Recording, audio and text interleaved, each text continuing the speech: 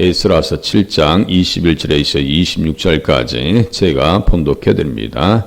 나 곧 아닥사스다 왕이 유브라데 강 건너편 모든 창고지에게 조서를 내려 이르기를 하늘의 하나님의 율법 학자 겸 제사장 에스라가 무릇 너희에게 구하는 것을 신속히 시행하되 은은 100달란트까지 밀은 100고루까지 포도주는 100밭까지 기름도 100밭까지 하고 소금은 정량 없이 하라. 무릇 하늘의 하나님의 전을 위하여 하늘의 하나님이 명령하신 것은 삼가 행하라. 어찌하여 진노가 왕과 왕자의 나라에 임하게 하랴. 내가 너희에게 이르노니 지상들이나 레이 사람들이나 노래하는 자들이나 문지기들이나 느디님 사람들이나 혹 하나님의 성전에서 일하는 자들에게 조공과 관세와 통행세를 받는 것이 옳지 않으니라 하였노라. 에스라야, 너는 네 손에 있는 네 하나님의 지혜를 따라 네 하나님의 율법을 아는 자를 법관과 재판관을 삼아 강 건너편 모든 백성을 재판하게 하고 그중 알지 못하는 자는 너희가 가르치라. 무릇 네 하나님의 명령과 왕의 명령을 준행하지 아니하는 자는 속히 그 죄를 증하여 혹 죽이거나 귀양 보내거나 가산을 몰수하거나 옥에 가둘지니라 하였더라. 아멘. 고레스 왕과 다리오 왕과 아닥사스다 왕은 하나님의 일을 위해서 쓰임받은 왕이었다. 그리고 하나님의 율법, 복음에 집중했던 에스라에게 모든 편의를 제공해 줍니다. 어느 정도의 편의를 제공해 주냐면 세제 지원뿐만 아니라 재정적인 지원, 정치적인 지원, 또 사법권까지 다 주어서 온전히 하나님의 일을 감당할 수 있도록 배를 해 주었더라. 에스라는 그렇게 하고 보면 그 시대의 일반적인 인물이 아닙니다. 그죠? 에스라는 일반적인 인물이 아니에요. 하나님의 일에 집중하고 하나님 앞에 복음에 헌신하니까 하나님께서 주변 모든 사람들을 통해서 합력하게 하시고 선한 역사를 이루게 하시더라 이거예요. 21절 보시면 나 곧 아닥사스다 왕이 유브라데 강 건너편 모든 창고지에게 조서를 내려 이르기를, 창고지기에게 하늘의 하나님의 율법 학자 겸 제사장 에스라가 무릇 너희에게 구하는 것을 신속히 시행하라 써 있어요. 레위의 16장 아론 계통의 제사장 16대 손입니다. 에스라가. 그러니까 일반적인 사람이 아니에요. 율법 학자라는 것은 복음의 전문가였다. 너희에게 구하는 것을 신속히 행하라. 뭐 정량을 정해줍니다. 은, 밀, 포도주, 기름, 소금은 정량이 없이 지원해 주어라. 그렇게 하고 23절 보세요.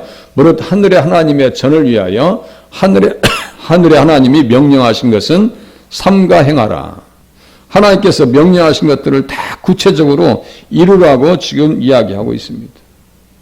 어찌하여 진노가 왕과 왕자의 나라에 임하게 하랴. 명분도 정확합니다. 우리가 하나님의 백성들을 잘 도와야 우리가 잘 될 수 있다라고 하는 깨달음이 있어요. 어떠한 주변에 누구의 또 도움이 있었을까요? 에스더, 왕후의 도움이 있어요. 법적으로는 에스더의 아들입니다. 법적으로는 친자식은 아니지만 법적인 어머니예요.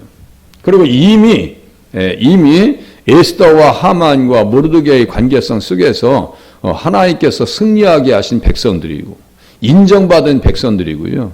에스더에서 승리하고 지금 올라오는 백성들입니다. 그러니까 그 영적 위세가 얼마나 대단했겠어요. 마치 애굽에서 이스라엘 백성들이 나올 때 주변 사람들이 크게 봤죠. 크게 봤습니다. 예수 믿는 사람들을요 아주 크게 볼 때가 있을 겁니다. 지금 많이 신뢰도가 떨어졌지만 사실상 예수 믿는 사람들이 큰 사람들이에요. 작은 사람들이 아니에요. 무시당할 사람들이 아니라고요. 에스라처럼 인정받고 높이 들려진 사람들이고요. 출애굽할 때의 백성들이 애굽 사람들 앞에서 크게 보였던 것과 같이 이제 우리 교회 다니시는 분들이 그렇게 세상 앞에서도 크게 보여져야 될 때가 왔어요. 사실 그렇게 되셔야 돼요. 그렇게 사셔야 됩니다. 아무리 봐도 저 사람 우리보다 낫다. 아무리 못났어도요. 세상에 교회가 세상보다 못났겠어요? 자기들도 알아요. 어떤 분이 이제 돌아가신 분인데 정치하는 분인데요. 교회가 잘해야지 세상에 소망이 있는 거지. 예? 우리 세상에 소망이 누구야? 당신들 아니야? 라고 했던 사람이 있어요. 예. 아무리 못났어도 교회가 윤리적으로 세상 집단보다는 훨씬 낫습니다. 아, 솔직히 훨씬 낫지요. 깨끗하고. 어느 집단하고 비교하겠어요? 욕을 먹는 것은 투명하게 드러났기 때문에 욕을 먹는 겁니다. 다 드러나요. 천주교 같은 경우는요, 문제가 있으면 이렇게 단대로 이렇게 전출 보내요. 그래서 다 돌려버립니다. 그런데 교회는 그게 아니잖아요. 문제가 있으면 다 고스란히 욕을 먹고 있어요. 예. 제가 볼 때는 교회는요, 그래도 착해요. 왕이 이렇게 이야기하는 거 보면은 그 시대에 믿음의 사람들이 어느 정도의 우위상인지를 알 수 있잖아요. 23절 끝에 보세요. 어찌하여 진노가 왕과 왕자의 나라에 임하게 하랴. 한번 결정적으로 하만이 무너지는 걸 봤거든요. 24절 내가 너희에게 이르노니 제사장들이나 레위 사람들이나 노래하는 자들이나 문지기들이나 느디님 사람들이나 혹 하나님의 성전에서 일하는 자들에게 조공과 관세와 통행세를 받는 것이 옳지 않으니라 하였노라. 세제 지원을 해줍니다. 세제 지원을 해요. 우리는 재난이 선포되어지고 특별 재난 지역이 선포되어지면 세제 지원도 해주고 금리도 싸게 해주고 그렇게 하잖아요. 특별히 그렇게 예산을 지원합니다. 제가 동암에서 11조 십정당에 살 때 한 번 태풍하고 홍수가 크게 난 적이 있었어요. 기도원에서 십정동까지 올 때요. 정말 무서울 정도로 말이죠. 그 십정 도축장에서 물이 한강이 돼서 흘러나오는데요. 차가 거의 반 정도 잠겨요. 그 맨홀 뚜껑이 어디 있는지 잘 몰라요. 어떻게 해야 볼 수 있냐면요. 물이 감당이 안 돼서 위로 솟구쳐 오르는 것을 볼 때 맨홀이 보이는 거예요. 그러니 거기에서 사람이 만약에 지나가다가 맨홀에 이렇게 발을 뒤져보세요. 어떻게 되겠나. 이게 상상할 수 없는 상황이에요. 그렇게 해가지고 집에 오니까 반지하에 살았으니까 물이 막 넘치죠. 그러니까 그때 대한적십자사 그렇게 하고 재난의료금 해가지고 양쪽으로 받아가지고 제가 200만 원 넘게 받은 적이 있어요. 그래서 참 그것도 참 나쁘지 않다. 도와주는 게 나쁘지 않다. 여기에 지금 하나님의 성전을 위해서 일할 사람들에게 어떤 혜택을 줘요? 통행세, 조공, 관세를 받는 것이 옳지 않으니라. 이렇게 세제 지원을 해줍니다. 세제 지원을 해줘요. 근데 지금은 또 교회에 뭘 해요? 세금을 안 받았었는데 세금을 받게 돼 있어요. 목회자들도. 그래서 세금 신고를 합니다. 다 신고를 해요. 본의 아니게 세무서에다가 우리가 상납하는 게 20만 원이에요. 본의 아니게. 목회자 한 사람 앞에 10만 원씩.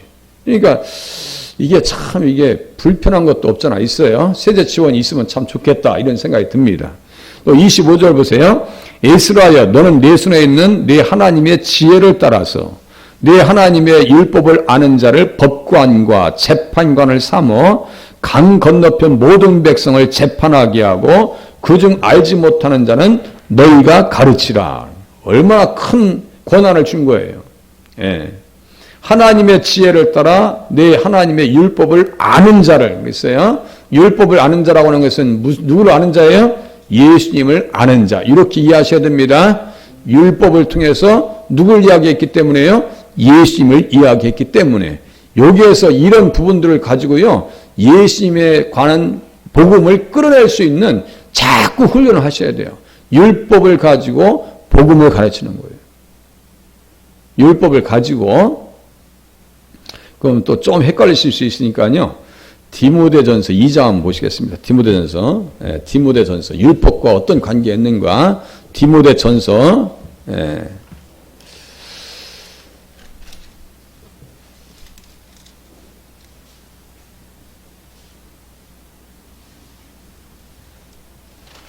디모데전서 2장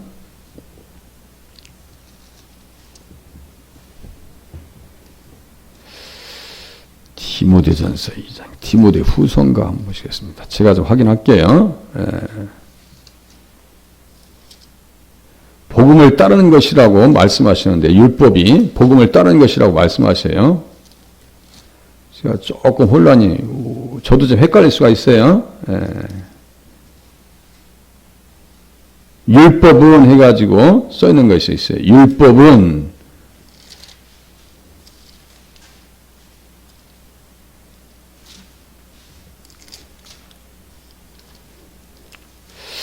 율법은 해가지고, 쭉쭉 한번 넘겨보세요. 율법을 지키는 것이 복음을 따르는 것이다. 이렇게 써 있어요.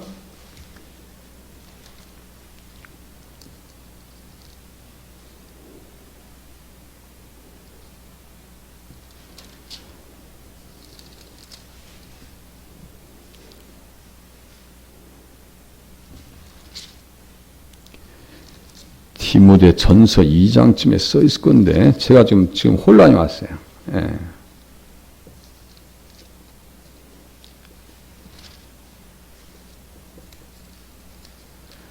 율법과 복음이 충돌하는 개념이 아니란 뜻입니다. 율법과 복음이 충돌하는 개념이 아니에요. 제가 지금 헷갈려서 그래요. 제가 아침에 찾아서 문자를 올려드릴게요. 자, 율법과 복음은 충돌하는 개념이 아닙니다.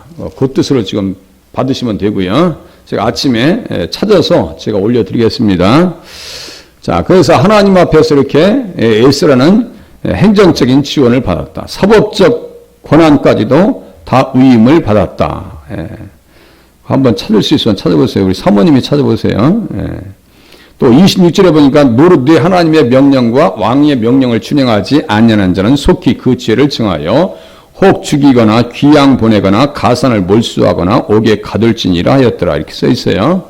여기에서 조금 우리가 신경 써서 보아야 될 부분이 있어요. 여기 보니까 24절, 에스라서 7장 24절, 여기 이제 펴 보시고 한쪽을 좀 깊이 다뤄야 될 부분이 있어요. 24절.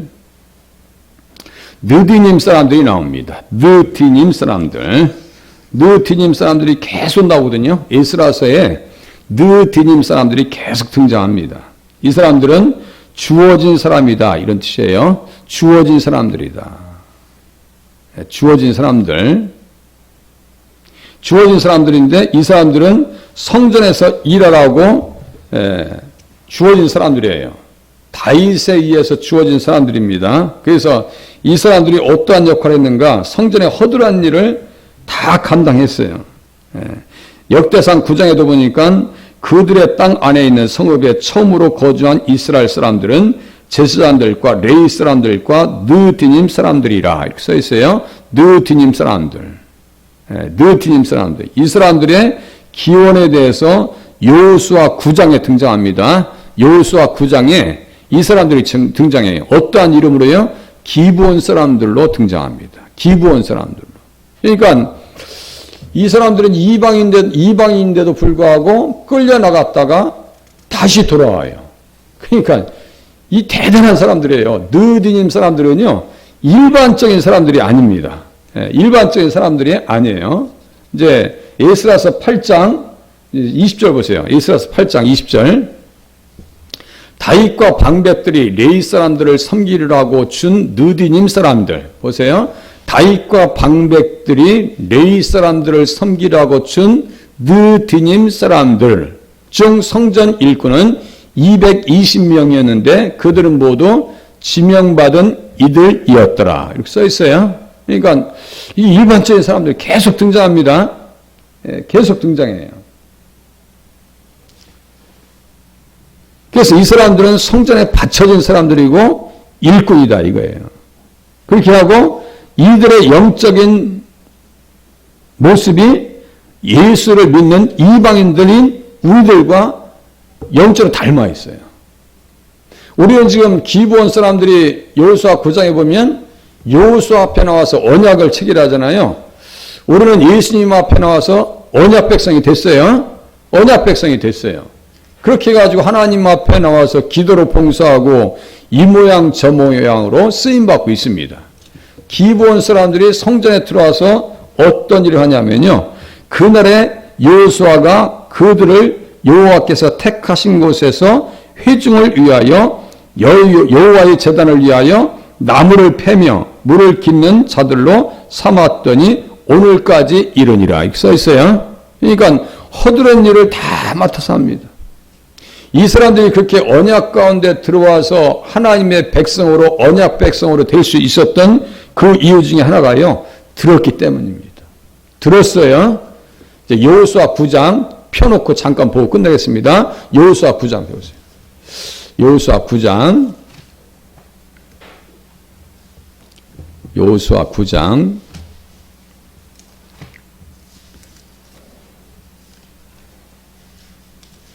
에스라서하고 느헤미야서에서는 느디님 사람들이 기브온 사람들이다. 이렇게 이해하시면 됩니다.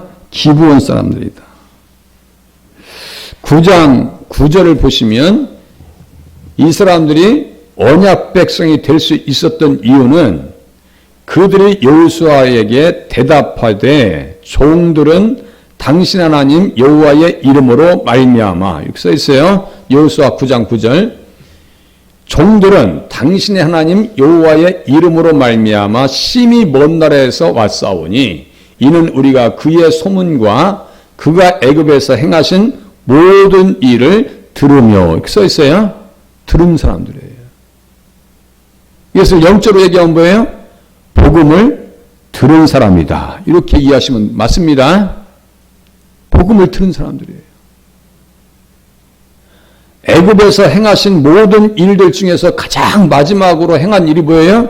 장자들을 죽이고 출애굽의 어린 양을 잡은 겁니다. 홍해를 가른 거예요. 그게 뭐예요? 영적으로 세례입니다. 세례예요. 이 복음을 들은 사람들이에요. 또 24절 보세요. 24절 이 사람들 들은 사람이에요. 24절 그들이 여호수아에게 대답하여 이르되 당신 하나님 여호와께서 그의 종 모세에게 명령하사 이 땅을 다 당신들에게 주고 이 땅의 모든 주민을 당신들 앞에서 멸하라 하신 것이 당신의 종들에게 분명히 들림으로 들었어요. 들으니까 살 수 있는 길이 열렸어요. 들으니까 우리를 또 계속 오셔서 하나님의 말씀을 듣고 있어요. 들으니까 영원히 삽니다. 듣지 아니하면 영원히 살 수 있는 길이 없습니다. 그래서 들어와서 어떤 일을 했어요? 무엇이든지 옳은 대로 행하소서 우리가 다 하겠습니다라고 해서 그 백성들의 그 후손들이 솔로몬 시대 성전 건축에 협력을 했고 다시 바벨론에서 올라와 가지고 성전을 위해서 쓰임 받았더라 이거예요. 우리들이 영적으로 보면 느디님 사람들이다. 느디님 사람들 맞아요. 영적으로 맞습니다. 우리가 그렇게 하나님 앞에 쓰임 받는 자리에 서실 수 있기를 바랍니다. 이 사람들은 하나님을 참신으로 섬겼습니다. 예수님을 온전히 영접한 사람들이에요. 그 전에는 뭐예요? 바알과 아세라가 그들의 출신이었습니다. 애굽의 태양신은 애굽의 출신이에요. 바벨론의 출신은 마르둑입니다. 그런데 이것을 다 버리고 주님 앞에 나왔어요. 올바른 주님을 만난 사람들이다. 이 사람들과 어떤 사람들만 구원받아요? 라합의 가정만 구원받습니다. 라합이 똑같이 예수님 영접했죠? 정탐꾼을 영접한 것은 누굴 영접한 거예요? 예수님을 영접한 거예요. 그 중에 살몬을 또 라합이 같이 결혼해서 보아스를 낳잖아요. 그냥 일반적으로 영접한 게 아니에요. 자기 영적 운명을 바꾼 거예요. 우리가 예수님을 영접하면 우리의 영적 운명을 바꾼 거예요. 그러면 삶의 터가 바뀌어요. 자리가 바뀌고요. 일거리가 바뀝니다. 예수님 믿기 전에는 세상 일을 했지만 예수님 믿은 이후에는 어떤 일을 해요? 하나님의 일을 합니다. 예배는요. 성령으로 봉사하는 시간입니다. 성령으로 봉사하는 시간이에요. 빌립보서 3장에 써 있습니다. 빌립보서 3장 3절쯤에 써 있습니다. 우리가 할례당이라고 정말 할례 받은 사람들이라고 이렇게 써 있어요. 또 인본주의가 아닌 신본주의를 선택한 사람입니다. 인본주의적인 삶은요. 끝내에서는 멸망합니다. 신본주의를 선택한 사람들은 승리합니다. 인본주의와 신본주의 간의 갈등과 대립 속에서 최후의 승자는 누구예요? 신본주의, 하나님을 중심으로 사는 사람들이 승리하게 되어 있습니다. 신본주의를 선택한 사람이에요. 그러니까 레위 사람들 옆에 느디님 사람들이 등장하고 문지기 옆에 느디님 사람들이 등장하고 이 사람들이 성전을 위해서 에스라와 공동체 가운데 들어왔다는 것은요, 대단한 사람들이에요. 그렇게 자기들의 털을 잡고 예루살렘 공동체 가운데서 살아갑니다. 우리가 그렇게 털을 잡고 앞으로 하나님 나라에서 살 수 있는 사람이라는 사실 또한 깨달으시면 맞습니다. 분명히 그 털을 잡을 거예요. 마지막으로 하나님의 제단 앞에서, 성전 앞에서 쓰임받은 인물이었다. 그러니까 우리가 정말 기브온 백성으로서 가나안 7족속 가운데 있었으면 멸망했을 것인데 하나님께서 육신도 살려주셨고 들어서 복음을 이해했고 가슴으로 받았기 때문에 영혼도 살았다라는 뜻이에요. 영혼도 살아서 이 사람들이 하나님 앞에 쓰임받더라. 신약성경에 보면요, 그때 너희는 그리스도 밖에 있었고, 이 사람들과 관계됩니다. 우리와도 관계됩니다. 그때 너희는 그리스도 밖에 있었고 이스라엘 나라 밖의 사람이라. 약속의 언약들에 대하여는 외인이요 세상에서 소망이 없고 하나님도 없는 자이더니 이전에 전에 멀리 있던 너희가 그리스도 예수 안에서 그리스도의 피로 가까워졌느니라. 그들은요, 성전에서 허드렛 일을 하면서 수없이 드려지는 제물을 통해서 그 피를 받고 피의 의미를 깨달았고 복음의 의미를 깨닫고 신앙생활을 한 사람들입니다. 우리는 그리스도의 십자가의 피의 복음을 듣고 지금까지 신앙생활을 하고 있는 사람들입니다. 하나님 앞에 그렇게 느드님 사람들처럼 귀한 자리에서 쓰임받는 종과 또 여러분들이 되실 수 있기를 바랍니다. 기도하시겠습니다.